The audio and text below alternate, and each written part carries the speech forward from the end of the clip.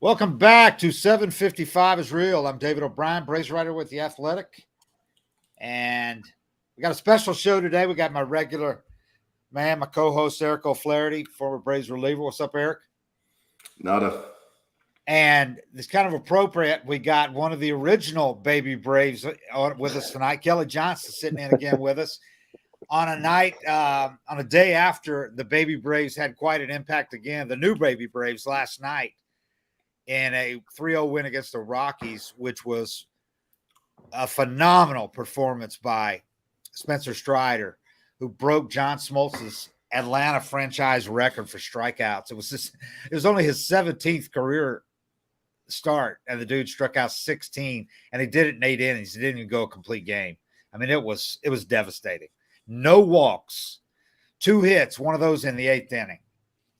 It was as dominant a performance as I've seen in a long, long time. And I was telling Eric last night, I said, it was a lot more dominant than some of the no-hitters I've covered. Yeah. A lot more dominant and more impressive, actually. Yeah. Because it was just sheer domination. I mean, it was what this guy does. Every time he goes out, he's one of those guys that has that feel like he could throw a no-hitter every time he goes out, you know?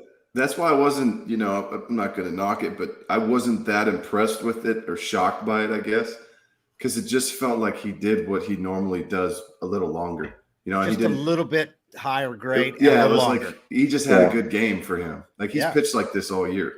5 double-digit strikeout games in his last 14 starts. Yeah. Double-digit. Wow. And this is a guy that's not going more than 100 pitches. He went 106 last night. That was his high of the season. And he's piling up those strikeout totals. They're trying to be careful with him. He's like, he's so good they have to leave him out there. Well, the no walks, right? Like, I mean, no walks. I was just listening about, I think Clemens had a 20 strikeout game back in the day, no walks. Yeah. I mean, like as a pitcher, I mean, if you're not walking anyone and you're punching tickets and blowing fastballs, your stuff's pretty good that day. And the other amazing thing about what he's doing and what he did last night is 2 pitches. He didn't even throw the changeup one time last night. Yeah. All fastballs and sliders. That's it. Not one other pitch. I don't think the Rockies were picking him up very well. They cannot hitters, Nobody not just can. the Rockies, but they cannot catch up to his heater, man. From the arm angle, the spin. Eric's talked about this, how different it is than all the other guys who throw 100 miles an hour. He's different than all of them. I guess that's what I'm saying. That it wasn't like he did anything different yesterday. Right. It was the same swings. It was, fastballs top of the zone. When he missed in the zone, they still swung 3 inches under it because it's just his fastball's an out pitch. Every pitch, every time he throws it, it's just by guys. And it's especially when he's facing a team for the first or second time. I don't count that start in Colorado. Nothing counts in Colorado. Right. He walked 5 in Colorado. It was his second start of his career. Colorado doesn't count. But right. It wasn't like he was getting any swings that you haven't seen him get the entire season. The one thing I think he did yesterday that was pretty impressive was how he was locating his slider at the bottom of the zone. He was able to throw it for strikes. Yeah, he was dotting it at the bottom and the top. He didn't have any big, drastic misses. It didn't seem like he really overthrew. You'll see him overthrow sometimes and miss glove side pretty hard. But it was like he did what you knew he could do all year long, and you've just been waiting for it all to come together for an outing. But as far as the swings, I mean, you've seen those swings all year long. Guys just getting blown away by his fastball, and he just did it longer yesterday and didn't walk anybody. Wow. The walks total, how much he's reduced that in the course of this season is pretty remarkable. But we've talked about this kid's intelligence. I mean, he's special in a lot of ways. And obviously he's only 6 foot tall, maybe 5'11". They call him Quadzilla for a reason. He's got massive quads. He's as we had when we had Colin on here. Colin McHugh was talking about. Was it Colin talking about his stretching routine? No, it was Colin and Luke both talked about it. Luke was talking about his stretching routine, which is like he's ridiculously nimble and pliable and does all these plyometrics. Sounds like Smoltz, Guys can't do the stretches he does. They try to do them, and they're like, oh, my God, I'd kill myself trying to do this. And he's a vegan. He started that when he was coming back from TJ surgery. Oh, man, I'm out. When he's coming back from TJ surgery at Clemson, so in order to reduce inflammation, he just liked how he felt doing it. He reduced his body fat like right away from 11%. It's like 3 or 4% now. And he's put together. I mean, he takes his shirt off. The dude's put together. Yeah. He's just special, man. This kid is, and he's all about, he will sit there and talk about, he was talking last night after that game where a lot of guys will still be excited about what they did and everything. He was talking about how the fastball has felt, the feel for it the last few starts has been so good as the season's wore on. He talks about the metrics of the spin rate on his fastball, right, because it's right where I want it to be now. I got a real good feel for it. So he's not surprised that hitters, the reaction to it because of where he has it. He looks at it on all that equipment they have, the analytics equipment that shows the spin rate of shapes of all the pitches. And he studies that shit, man. And he knows exactly where he wants his fastball to be, spin rate and all that, and the slider. The slider, the swings on the slider last night, guys just look ridiculous on it. Yeah. And they were trying to check. He struck out a guy in the 8th inning on the check when he had 2 guys on the corners after Olson's error and missed catch error, which I asked him, I said, do you think Olson meant to drop that? Because it allowed him to break that strikeout record because he ended up getting a strikeout. But he had runners on the corners in the 8th inning when a lot of guys would be tiring. He strikes out the last 2 batters. The only thing he could do that. And both of them on sliders. One was just an ugly swing. The other was a check. Tried to check it. They just have to cheat so much to catch up to that heater. You see him doing it all night, trying to cheat and just miss. And that slider just goes a foot off the plate at least. Kelly, did you face anybody that you saw the fastball and swung and it just wasn't there? Like DeGrom. Yeah.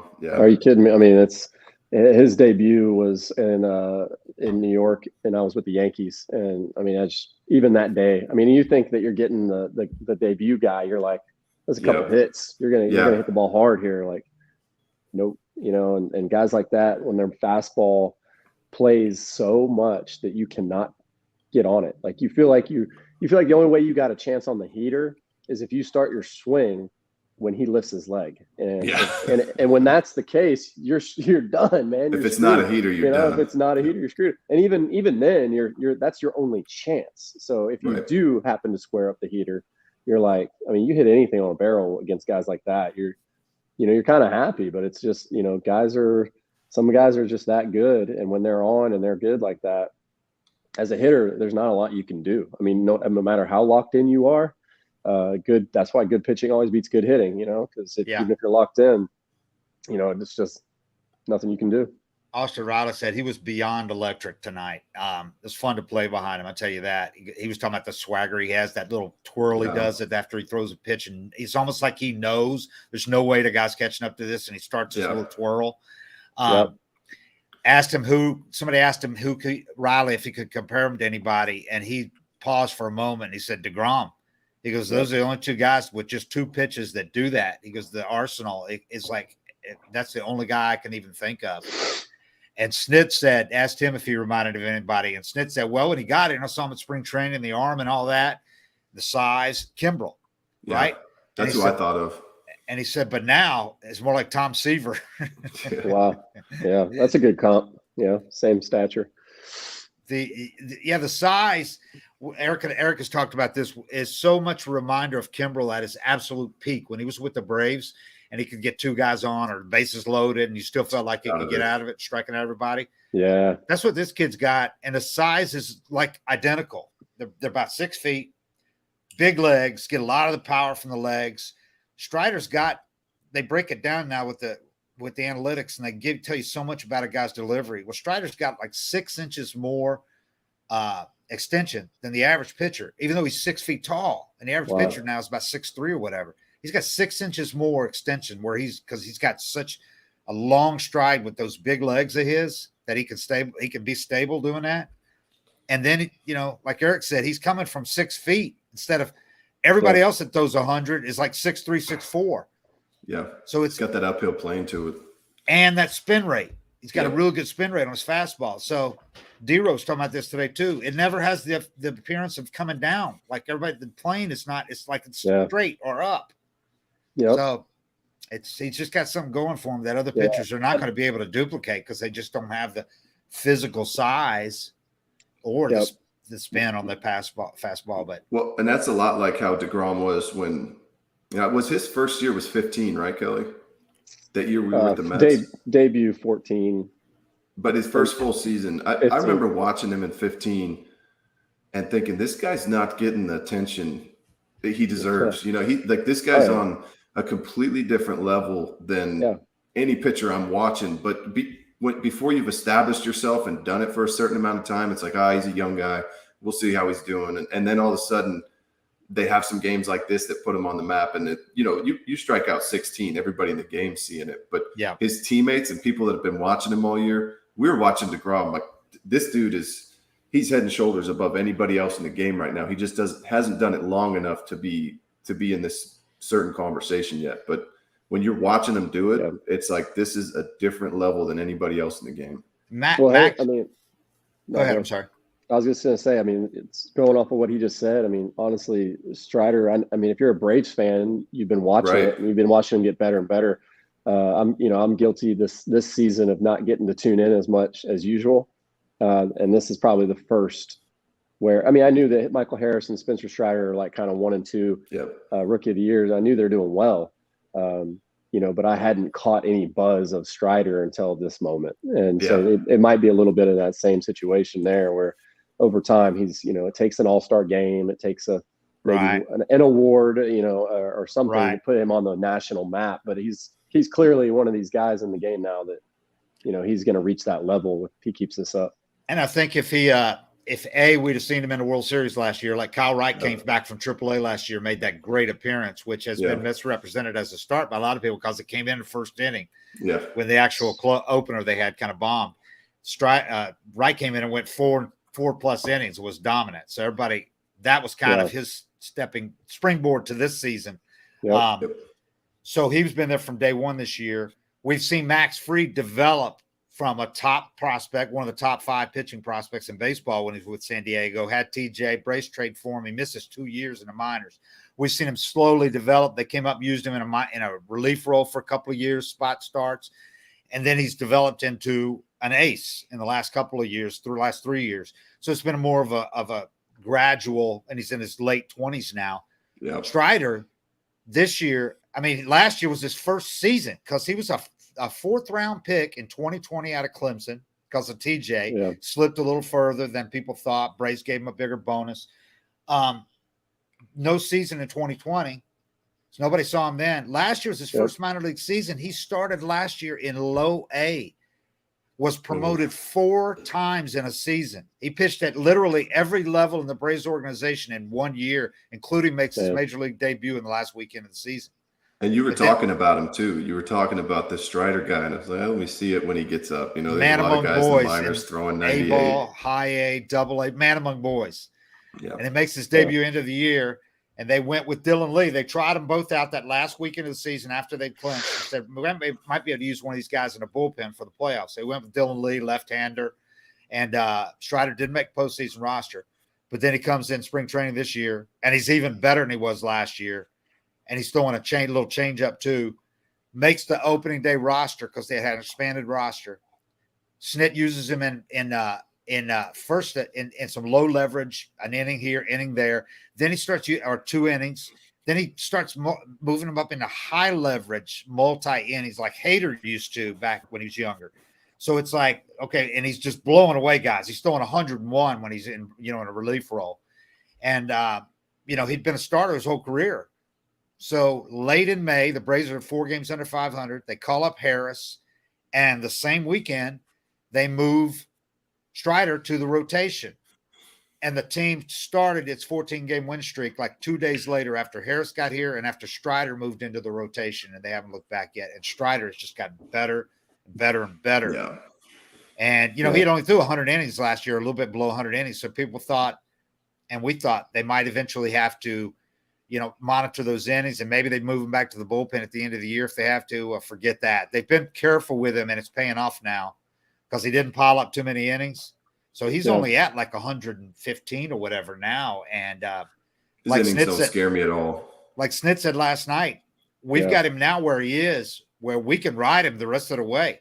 Yeah. And they're not scared at all because he takes such good care of himself. Yeah. That's what I was going to ask Kelly about is, like when we were playing, nobody did anything. Yeah, they did. You know, your workout was just the basic, like 3 sets of 10 on the lat pull machine and some body weight squats. Yep. And so when you try to compare eras or compare innings limits and all this stuff, there weren't any vegans doing yoga with quads that big. You know, it was not very many. You know, there was nobody had routines these advanced. It was kind of like more just don't get hurt, kind of stay out of the weight room. And now you have guys like Strider who's so educated on it all. And shaping his pitches and spin rates. And I saw that yoga video he was doing with Moilo yesterday. And it's just the amount of stuff these guys have now that they can do to maintain feeling good and maintain their energy. And they're not slamming 15 beers after the game. They're not eating shit food. It's hard to even it's hard to even compare because the game hasn't been where it's at right now with guys taking care of themselves like this for very long to even say this should be your innings limit or is this guy going to get tired? He might be good for another 120 innings this year and feel completely fine the way he takes care of himself. You ain't lying, man. I feel like after workouts when I was like 20, how old was he? Like 20, 23, like 20s, 23. When I was 23, that was my rookie year. I mean, it was workout in the off season, stop at Chick-fil-A on the way back. Like just completely negate anything you just did. Yep. You know, not to mention, you know, you're not going to bed till whatever time, sleeping in. I mean, there was nobody that was, you know, doing it at all. Right. And, you know, there was maybe the odd guy. And to be honest, the odd guy that would do that, like, I'll give you an example, like Kyle Farnsworth, you know, guy was shredded, watched what he ate. You know, but you're looking at him like, wow, this guy's psycho. Right. Like, freak, you know, like you're looking at him like who does that? You know, like, he's the only one. And what a weirdo.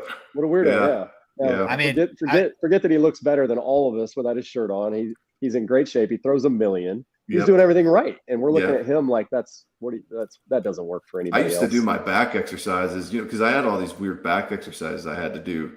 I'd go out and do them in the hallway. So I wasn't around my teammates because it was just like, what are you doing, man? And I got tired of getting heckled for it. So let me just find a quiet room to do my bullshit. And now it's completely accepted and pretty much everybody's on that kind of train. Is there even like a squat rack or a bench press in a weight room in the big leagues anymore? Like, I mean, I don't even feel like that's a thing. Like you get in there and I used to, at the end of my career, it was like bench press is nothing for you, does nothing for you as a baseball player. I couldn't not do it. It just made me feel stronger. Yeah. And that was my only reason. I had no, you know, professional or expert reasoning. What made you feel good. I did what made me feel good and strong, you know, but these guys grow up now in high school. They're going at 12, they start going to these personal trainers and they're doing all the, you know, I don't even know what the names for them are, but they're doing the exercises that are more applicable to you know what you're doing, body, you know, how your body needs to twist and move and mobility, what positions you need to get into. So they're just groomed that way, and it's crazy. They look like they're figure skaters, but I mean they're hitting the ball 480 feet and they're fast. You know, for us it was you were yoked and you hit the ball far if you had 2% body fat. Like remember David Lowe, the outfielder? Royals, and then I played with him in Baltimore. Dude was, I mean, he could have been in a Men's Health magazine, and he had like 1% body fat, but he couldn't hit a ball out of the infield, and he had some pop, but he couldn't. After the end of the year, it would just go away, and then fat was good. He would be hurt. Oh, Albert Pujols, you got to have a little tummy, man, if you want to hit some bombs, and it's you can't pull fat. Yeah, these guys nowadays, you know. Yeah, it's advanced, man. It's different. So advanced. And this guy, I think the best thing that could have happened to him, as crazy as it sounds, was TJ surgery because he completely revamped everything he did. Not just diet. I'm talking about all the exercises he did because he studied so hard. I mean, this guy's he's like really well read in general, but he immersed himself in all the training techniques and what he needed to do, picked out the best stuff, talked to all the best people, the trainers at Clemson helped him out getting on the vegan diet and all that. But the other stuff to strengthen everything else in his body when he came back and was able to pitch. And he's added so much to his fastball since then. I mean, there was a reason why he was only a fourth rounder. He wasn't throwing, you know, 99, 100, 101. He was throwing mid-90s, upper 90s, and didn't have nearly the command that he has now. And was all fastballs then, you know. He didn't even pick up the slider till last year because he didn't need it. He was during his season in the minors. He started throwing the slider, honed it, and then he picked up the changeup this past off season only because he knew he was going to come in and try to earn a spot in starting rotation, and he probably needed a third pitch, so he started throwing the changeup some. As it turns out, he has hardly even needed it this year, but he can throw it when he needs to, and it's a pretty decent changeup. Yeah. But last night it was like Charlie Blackman said what you were saying about the difference between him and that Colorado start is the slider now. He's throwing that slider. He said when he's got a feel for the slider like he does now, and he's got a feel for that fastball, Charlie Blackman said it's almost impossible to cover both. It's really hard to cover both. Yeah. You got to cheat too much. Yeah. That's it. All right. Are we done talking about pitching? Man, I'm just kidding. No, let's talk about Michael Harris. This guy's a beast. Yes, he is. He is. But this was, it was pretty special last night, though. But I was just looking at Strider's totals, though, game by game, though, and you've seen because the guy's got a 9.77 WHIP. He's got a 2.67 ERA. He's got 174 strikeouts and 38 walks in 114 innings. His strikeout rate is like mid-13s, is a full strikeout higher than the next highest in the majors among anybody that's like thrown 90, 100 innings. Wow. Next highest in the majors is Shohei Ohtani. He's a full strikeout behind him. Wow. He's far and away the highest strikeout rate in the majors. He's Kimbrel for 8 or 9 innings. Yeah. It's good to hear. The way he takes care of himself, kind of dude he is. That's the kind of people that typically, can make this thing last. Not going to be like a couple year, 2 or 3 thing, get hurt, kind of. Yeah. You hear that story too many times. So, I'm pulling for this to be a long-term deal too, Well, AA probably haven't signed a 7 years, $15 million by Monday. I know, Eric, we were talking about that last night. I'm like, and I know with TJ surgery and with a pitcher, especially, it's the long-term extensions are always a gamble, and people are more reluctant to give those extensions to pitchers. I think I'd make an exception with him, man, and try to go like 6, 8, or like 8 years and buy out a couple years of free agency and take that risk because I think he's worth it, man. I think it's the only thing that, and I think it's the same situation with Fried as pitchers that have already had one Tommy John. Yeah. A lot of guys come back just fine from one, but 2 is kind of, that second one. Anything can happen. Yeah. Yeah. He's got to stay healthy. That's for sure. Speaking of Michael Harris last night hits his 14th home run. He is tied for 4th among rookies. The only rookies with more, because he's played like 85 games, 87 games. All the rookies ahead of him have played like 20 to 25 more games than he has that have more home runs than him. And he wasn't even regarded as a home run hitter when he came up. People thought, okay, initially he might hit 15 to 20, but he's kind of got that line drive, natural power that once he learns how to hit it, get a little lift on it, he could be a 25 home run guy. Well, we've completely reevaluated now just in the time he's been here, because this is clearly a guy that can hit a 30, 35 home run guy on top of being a high average hitter and a base stealer and the best center fielder in the baseball right now. Probably he's going to the NL at least Gold Glove wise. He's amazing defensively. Yeah, sky's the limit on that dude. What's impressive about that guy too is like the way he's built. And talk about Strider being built and taking care of his body.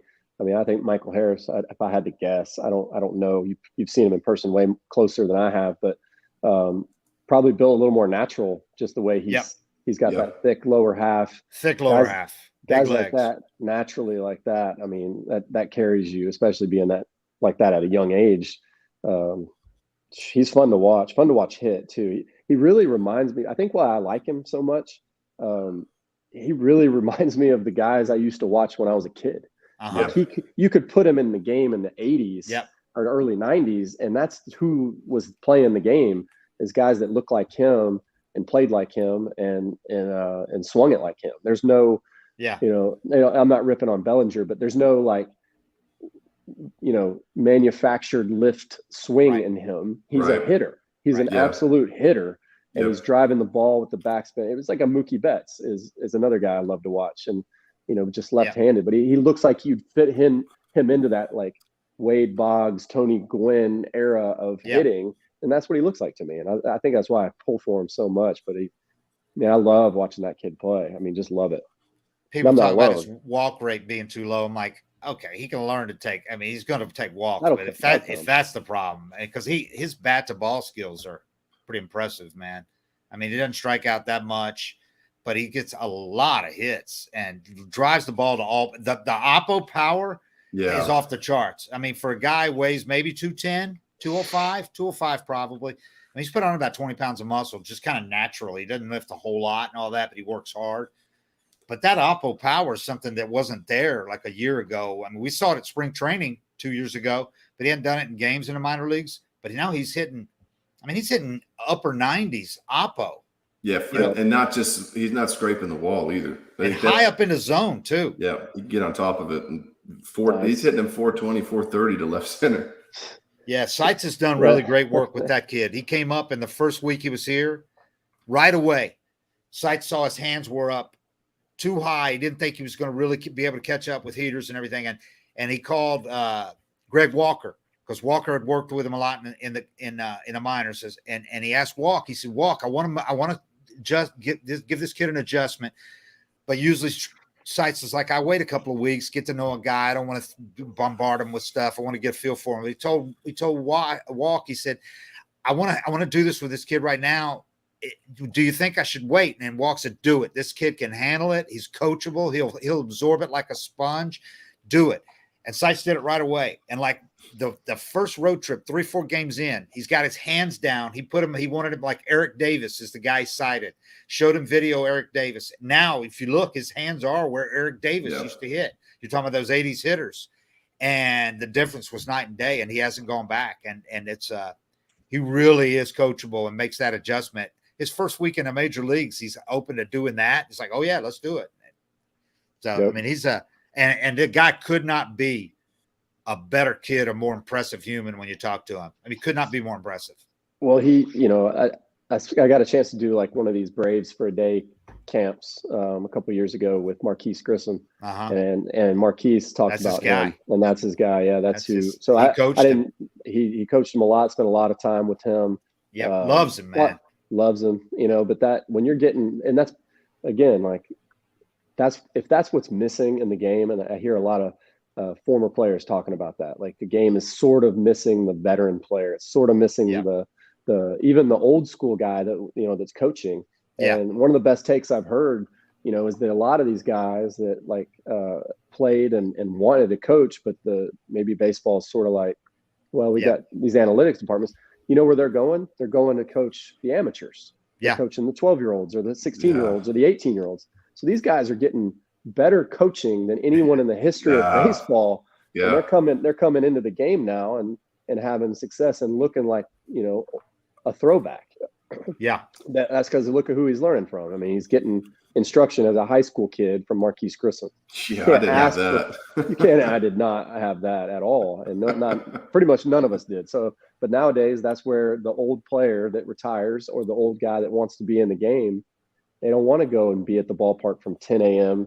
to 1 a.m. Yeah. And go through analytics meetings. Yeah. Not to mention those jobs are hard to get anyway, but they're going back to their area, their community, and they're grabbing these kids like Michael Harris and look at them. And it's cool. It's cool to see that. It's cool when it rubs off and you can see that style in these guys and look at how good it looks. Like, it plays, man. The game has changed, but you know what? For 150 years, bat to ball skills, line drives, all fields, line to line, that's been playing for 150 years. And so to see a kid that, that's how he's been brought up. It's I don't know. I'm a big fan. So it's, it's a tough one. I think Strider may have stole Rookie of the Year from him last night, but it's going to be close. They're going to have good careers. That's for sure. I think guys, when they end up lining them up, guys always, voters tend to favor the everyday guy like they do for MVP. I do too. And that's why I think Harris will get it, but they're going to be 1-2. There's no doubt in my mind, at least. It's going to be like when Freddie and Kimbrel got 1-2, or Kimbrel won Freddie 2. It's hard to give it to a guy that pitches every fifth day.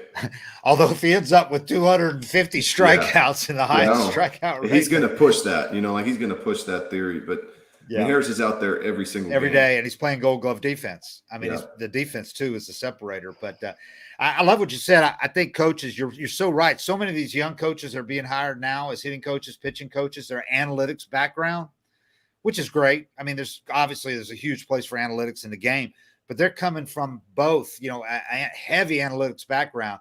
And there's not many guys getting hired for these hitting coaches positions like the guys that the Braves have in place right now. Like, not many guys are going to hire a Ron Washington as your third base coach and infield guru who's almost 80, who's in his 70s, mid 70s, or a guy like Seitzer who's almost 60 or might be 60 now to be your hitting coach. They're not hiring those guys now. And your pitching coach, Cranny, is old for a pitching coach.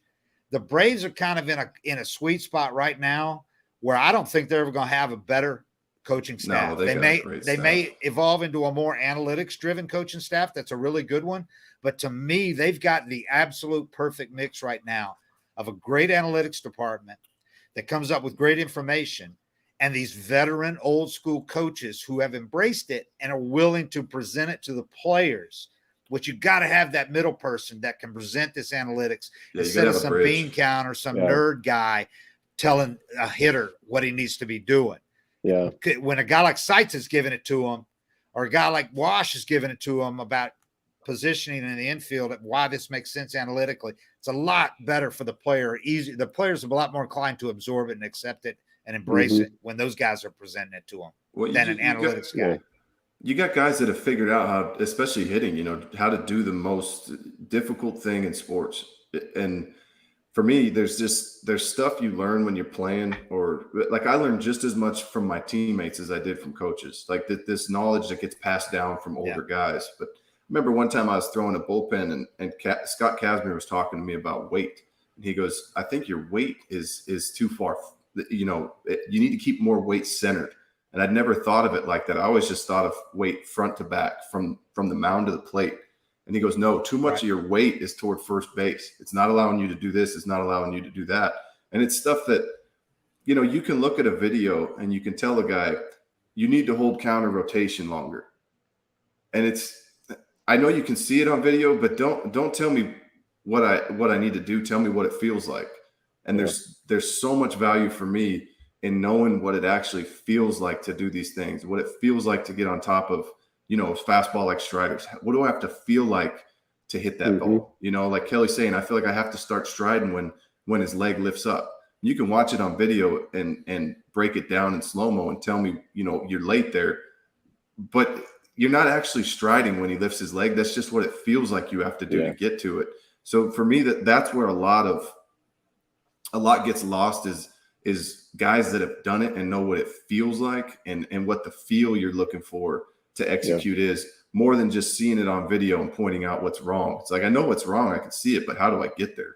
A lot of these kids are in this perfect game environment and all that, which is, there's something to be said for that. But Harris didn't come up in that environment. Harris came up when you were talking about Marquise Grissom. I think it's great what he is doing. He's working with these black kids, mostly black kids from Southwest Atlanta, and these kids that a lot of them can't afford or aren't exposed to, like East Cobb baseball and all that, right? Marquise Grissom is coming from the old school mentality. He's not giving them analytic information, all that. He's working their asses off on all the fundamentals of baseball. Yeah. He built this training facility. They hand built it. It's kind of rudimentary, but it's got what you need, and it's got a little hill they run up south of town. But all these really good athletic kids from Southwest Atlanta are playing baseball with him in the off seasons. He's working with these high school kids in their off seasons. And I mean, you could argue that this is exactly what is needed in a lot more places. He's kind of he's also involved in the RBI program thing, but he's doing it on a more grassroots level, picking out these kids, letting these kids know I'm here, and they're all gravitating towards him because there's a bunch of minor leaguers have come through him working with him.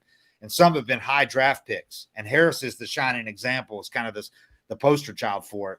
But, man, he's doing some great work, Grissom is, because you look at it, the kids at Atlanta is cranking out now in the draft every year. It's not just now East Cobb guys, and the white kids from the suburbs. It's some of these inner city kids, and to me is huge. That's awesome. Yeah.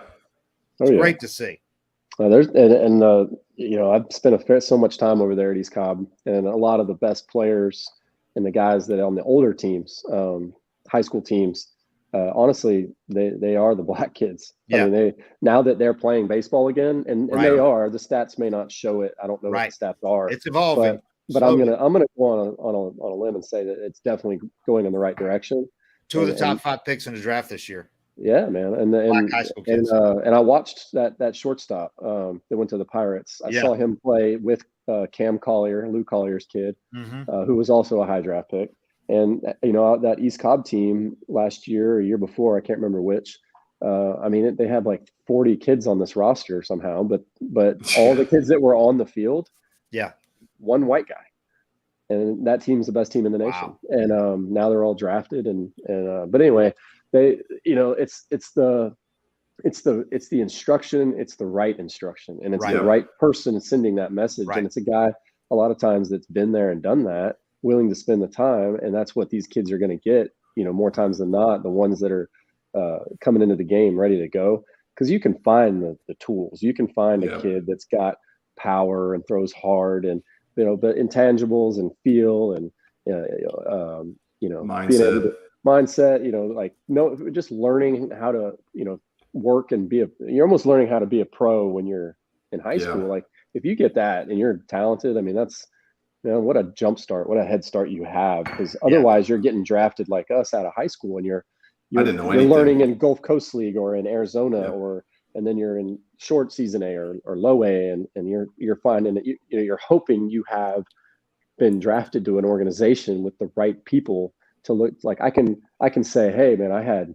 Snit, Randy Engel, and all these Braves lifers, Chino Carajilla and Jim Beecham, and guys that had been around, superstars at the young age. Beach was Bobby's bench coach forever. Right. You know, Chino coached like Ivan Rodriguez and Sammy Sosa in the Rangers organization, and tons of other guys. And all these guys had so much experience that, man, I got drafted into a great organization. And I was listening to Sabathia talk to Sean Casey about coming up in the Cleveland organization.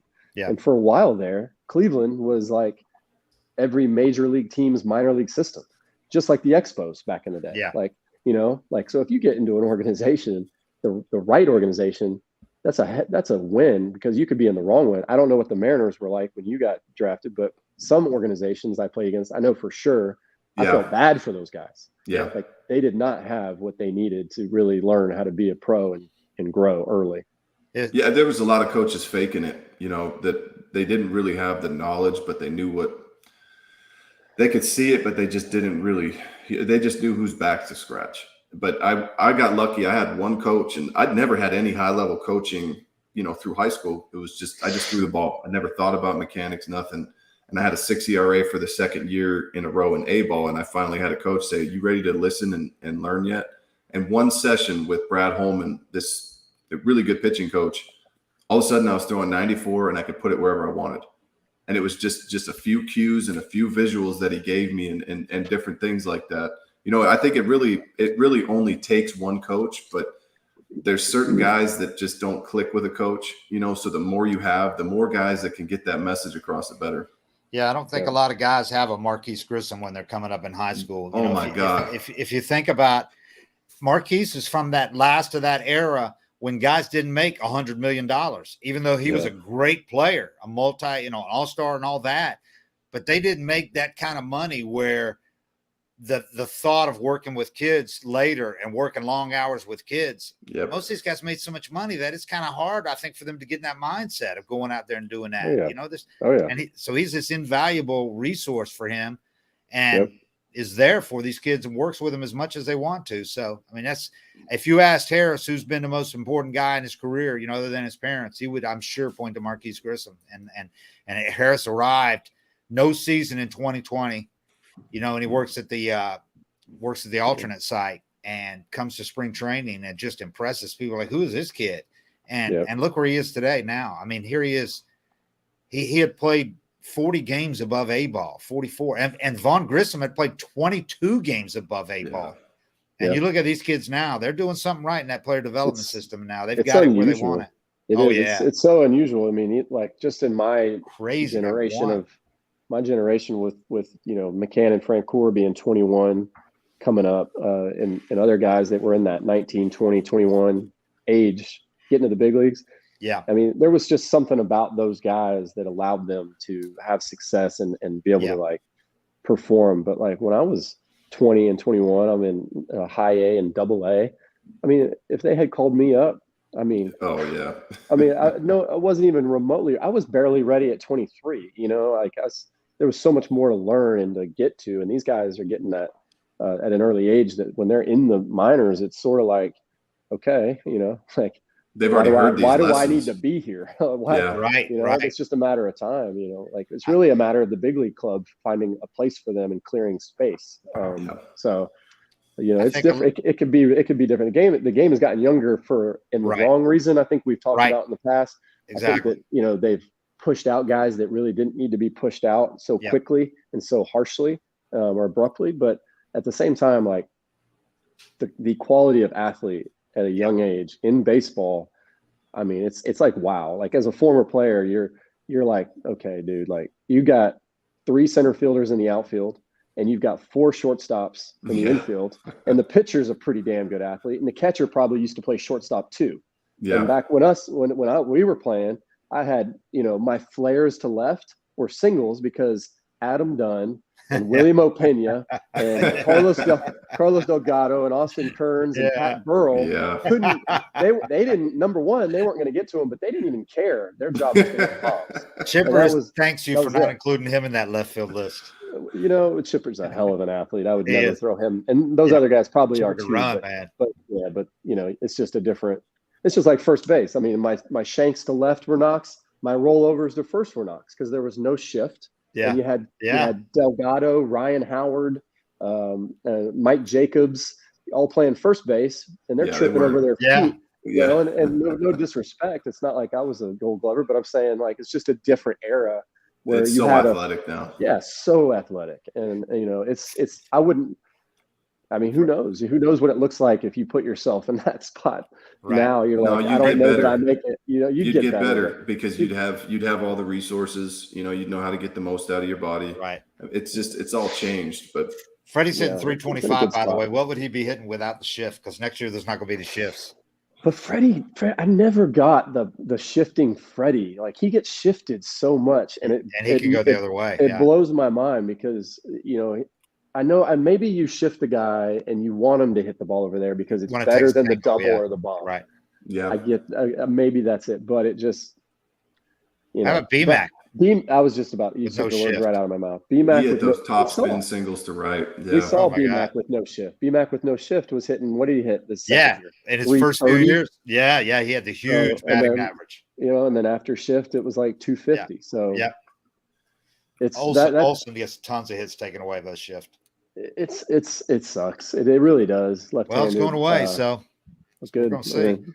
And by the way, it's not that easy to just learn. Like that's one thing where guys even older than us will come in and be like, you beat the shift, bro." Like pitches are different now. 94-mile-an-hour slider cutters in on my hands. Yeah, I'm not gonna hit it very hard to left field. And just like lay down a bunt, like. Right. It ain't that easy anymore. Strider last night. You could try to bunt off Strider last night. Do you think it's a good thing they're banning it, Kelly?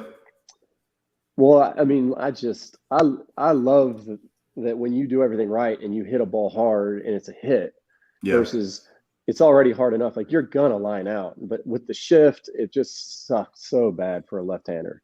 I mean, I know we started shifting righties, but it just wasn't the same because. Right. Analytics now show you exactly where to put them and everything. I think we've talked about that. I had Brian Butterfield was longtime third base coach, infield guy for a lot of good teams, and he's I think this is his first year out of the game, and but he'd get there so early, and he'd watch every single hit that a guy would have for the season, and draw lines, and basically come up with like every hitter's got a little bit of a almost like a permanent lane. Like when I got a base hit up the middle, it wasn't like it was always between it was random between short and second. It was just one spot, like it was right actually of second base. It would be like on the right of second base, Yep. about 2 feet or 3 feet over. It wouldn't be any more or this way or that way. That was my lane when I got to base it up the middle. He would be like, "Hey, KJ, you're playing second base. This is his lane. You stand in that lane." Sure enough, they square one up. You're right there. It's that fine, and it's impressive that you can do that. But that was pre-analytics, by the way. That was just watching video and spending hours in front of the hard way. He did that the hard way. Now we see Now we see Dansby like standing behind second base and have like 3 balls lined to him a game. Taking their position now, taking a card out of their back pocket, and actually, side note, Sam Folds, GM of the Phillies, I played with him in Tampa, and he was the first guy I've ever seen, and he did that on his own. He wasn't nobody with Tampa was, hey, here you go. He would write out what they wanted for positioning in the outfield, and he put it in his pocket, and during games he would pull it out, and as a center fielder he'd coach the other 2 guys. But some of that instinct, reading a swing, reading what the pitcher and catcher are doing, how the pitcher's pitches, those things are all part of the game. I get making it better and saying it makes a lot of sense, right? Like, why can't you do that? The dude's pulling the ball 95% of the time, and there's no reason like I shouldn't go stand over there. But it would just be kind of fun to watch the game again where it wasn't so pronounced.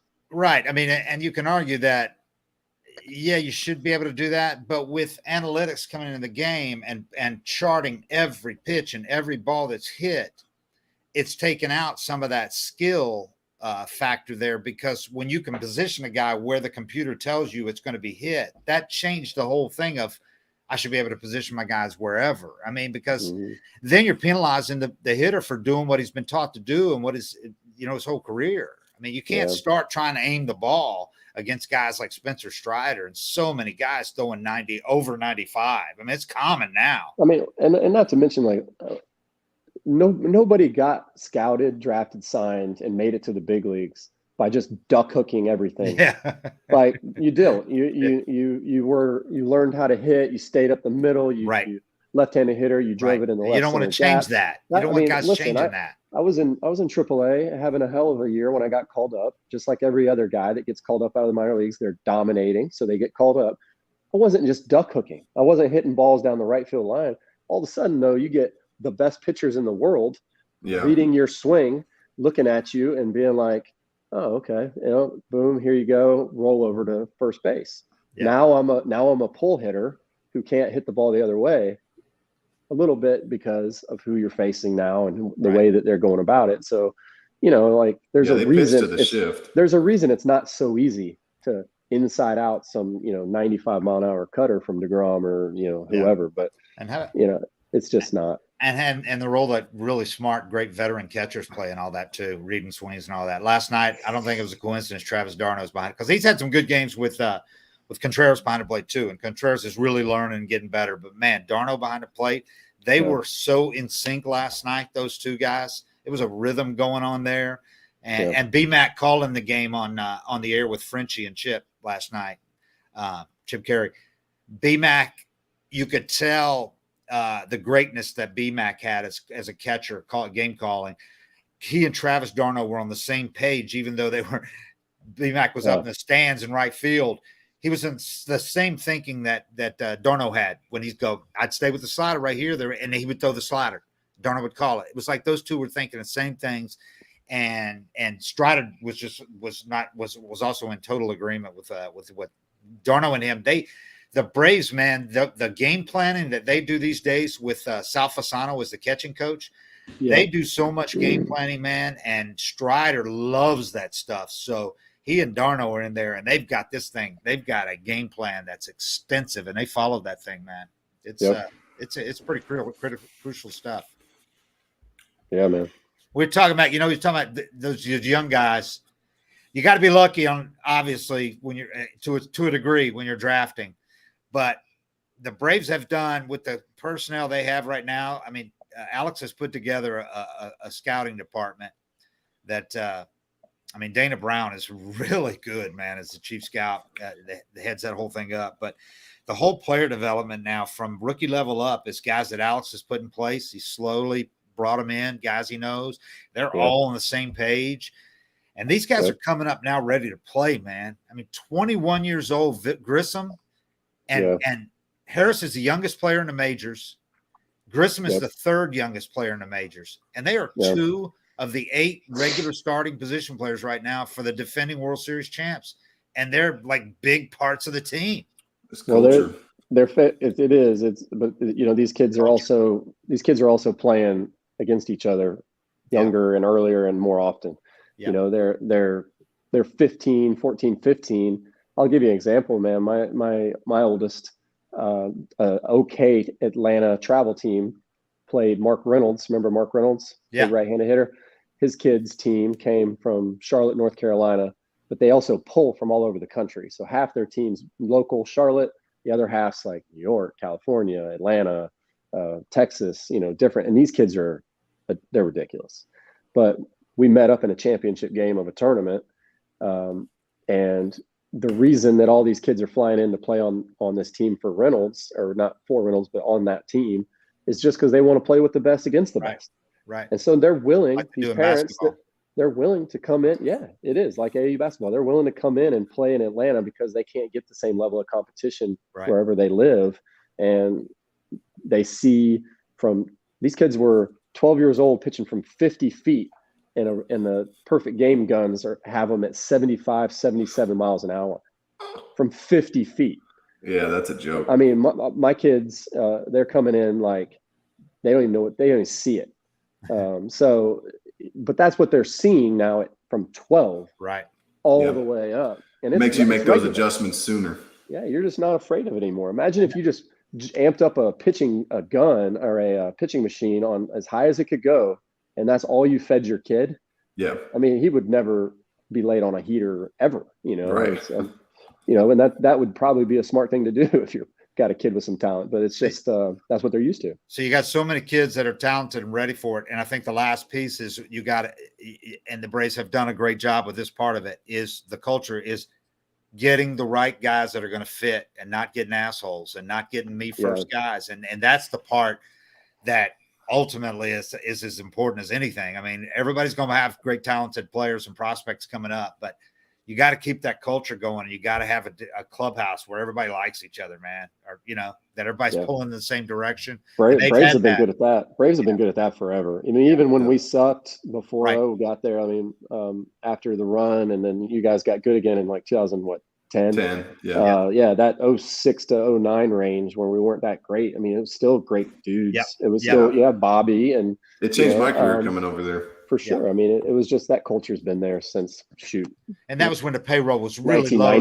That period you're talking about is when they slashed the payroll, and they said they weren't having those veteran pieces they bring in, and they weren't keeping guys, re-signing them. So, I mean, they're glad, they're lucky they had that culture to sustain it during that time and get it back where it is, because now they're spending money on top of all this other stuff we've been talking about. And the combination is now you're a team that's top 5 in baseball kind of year in, year out now. So it's awesome. You just got to keep it going. But I think that coaching staff, man, I think when we look back on all this 10 years from now, people are going to look at that coaching staff and go, good Lord, that was a great coaching staff. Because it really is that mix of old school guys that I think is missing with a lot of teams. Well, and you know how hard it is, you know, having guys that have been through the struggle and know that. With Snit setting the tone, the prime guy that knows how hard it is. And he talks about it all the time. Yep. He got to AA because I wasn't very good as a player. You know, after I know how hard it is. And I never let these guys, I let them know that I know how hard it is. That's why he never, you know, throws guys under the bus. He never demeans them or anything. Respects them. Yeah. Yeah. Anyway, well, it's gonna be interesting to see these last few weeks. The Mets are awful good, man. They're still 3 games up. The Braves win. The Mets keep doing it. They took 2 out of 3 from the Dodgers, right? Postseason is going to be fun to watch. But I tell you what, last thing, just I think what Strider's, what he's doing right now changes this kind of calculus, what we were talking about, because they eliminate that travel day in the second series. There's the best of You don't have that second travel day. You're going to have 4 starters now, where you could get by with 3 before in a whole postseason. They might get game 2 because we started so late this year. They eliminate that travel day, and I tell you what, man, because if they don't catch the Mets, how important is it going to be that Strider has stepped up and they've got 4 really good starters now? Yeah, because if you have to play that first round, that wild card, that best of 3. That's going to be – they're all at home. The Braves would be at home. They'd play right now the Phillies. It could end up being the Padres. They'd play the Phillies right now, 3 games, while the Dodgers are sitting resting waiting for you. And you're going to have to use 2 or 3 pitchers to win that series, your starting pitchers. How big is it going to be if your number 3 and your number 4 guy are as good as the Braves' number 3 and number 4 are right now? I mean, with Fried, Kyle Wright is leading the majors in wins. Charlie's been one of the best postseason pitchers ever, so I'm going to trust him. Charlie's a wild card for me. And now Strider. But it's so different than if you only have 2 or 3 good starters, whereas you might have a crappy starter as your number starting that division series game 1 against the Dodgers, and they got their best starters lined up. Well, now you might have Strider or Charlie Morton starting game 1 or Kyle Wright starting game 1, even if you go a 3-game series in a wild card. And then you can bring back your number 1 for that second game in the division series. So it could be a huge difference if you have a guy like Strider now that gives you that legitimate 4 really good starters. Yeah, I'm going to say that bullpen theory with him is going to have to wait. Yeah, that's going to be out the window. Well, it's kind of helped bringing back Jesse Chavez. That helps. How about that trade? You end up trading away Jesse Chavez. You really strengthen your bullpen by bringing in Iglesias. And now you get Chavez back. Yep. All you lost was Tucker Davidson. All you lost was Tucker Davidson. That's funny, man. So they got a good setup. You got to have the pitching. The pitching wins in the postseason. It helps you. It helps you follow a script. It helps the bullpen guys get into a groove. I mean, when there's a defined role, and a defined script, and you can, because your starters are so good, you can really follow it. I mean, that was the key to the Braves' success really last year. They had a couple of things they had to, they had to pivot and make adjustments on, but which they can do because they're bullpen depth. Yeah, it's just everything. When those guys, when it happens like you draw it up, which is hard to do, but when that's what happens for the teams that win it. That's just the way it works. That's their bullpen last year was the separator in the postseason. I mean, they don't do it without that bullpen. And now that thing's starting to come around now when you bring Chavez back. And I'm ready for postseason baseball. That's going to be fun to watch. I can't remember a better, and not just because the Braves won it, but I can't remember a better postseason than last year. No, there wasn't. Now this one's shaping up in the NL side at least as being it could be even better. Yeah, I mean it is going to be incredible matchups, man. But the difference. I think the Strider thing makes the difference between winning the division and being a wild card not as monumental as it was before. Yeah. If you have 4 starters, because you still want to win that division and be able to skip that first round if you can. But it's a long postseason too. 4 starters, you don't have to bring anybody back on them. Yeah, and then you got to wear them. I mean, because mentally and the game times. Oh yeah, it really screws you up, and that's. That kind of stuff, being able to kind of keep it a more normal you can be, will help. If you could do it like last year, they somehow did it using an opener in 2 World Series games. Won it. I mean, if you go in with 4 starters this year, like you didn't have that last year at all. If you could do that, that could be huge, and have those, like you said, those bullpen guys slotted instead of having to use an entire bullpen to get through games. Yep. It had bit the Dodgers in the ass last year with all the pitching depth. It bit them in the ass having to use that bullpen games last year. So, all right. Well, hey, Kelly, man, we appreciate you jumping on board. Sorry about all the pitching. Just came on a bad day after Strider did what he did, but we really appreciate all the insight, man. It's great stuff. Appreciate you having me on anytime. We'll do it again as the postseason nears, hopefully, especially with your Mets Braves connections. It's really relevant. Yeah, listen, that's Buck Showalter, man. We talked about him before. I mean, that's no secret. The guy's he's a savant out there, and he's doing a great job keeping all that on the right. I mean, they have not had a bad stretch yet, really. It's another great thing for guys that are the old guys yelling at clouds is having managers that manage the whole team, and you can just tell they're not just there to be a mouthpiece. Right. They're managing the vibe. Yeah, he's doing it all. I mean, he opens up every scouting meeting for every new series with the weather and where the sun sets for fly balls. So when you have that bad sky, and he's going out of the Farmer's Almanac. that's where this guy's at. That's great, so man. You find me another guy that's on that level. Yeah, I challenge you to find a guy on that. I mean, before, when I was with Baltimore in 2014, he had a list of the umpires, and it had all these percentages, all these different like strike zones and counts and things where you're just like, damn, I didn't even think about that. I didn't even think and the lineup was made based on the umpire sometimes. Yeah.